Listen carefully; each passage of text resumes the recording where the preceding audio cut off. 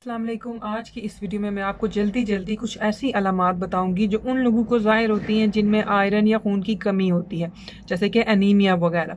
तो ये जब किसी को आयरन की कमी होती है या खून की कमी होती है तो शुरू में इतनी अलामात ज़ाहिर नहीं होती, लेकिन जैसे जैसे हमारे जिस्म में आयरन की कमी बढ़ती है तो हमारा जिस्म अलामात या साइंस ज़ाहिर करना शुरू कर देता है। तो इन साइंस में जो सबसे पहले आता है वो है कि वीकनेस बहुत ज़्यादा होती है, फिर हाथ पाँव काफ़ी ठंडे हो जाते हैं, ज़ुबान जो है वो बाज़ औक़ात सूज जाती है, नाखून टूटना शुरू हो जाते हैं, सर में काफ़ी दर्द होता है, डिज़ीनेस फील होती है, चक्कर आते हैं, लाइट हेडेड बंदा फील करता है और सीने में दर्द होता है, हार्ट बीट काफ़ी तेज़ हो जाती है और भूख बात लोगों की काफ़ी मुतासर होती है।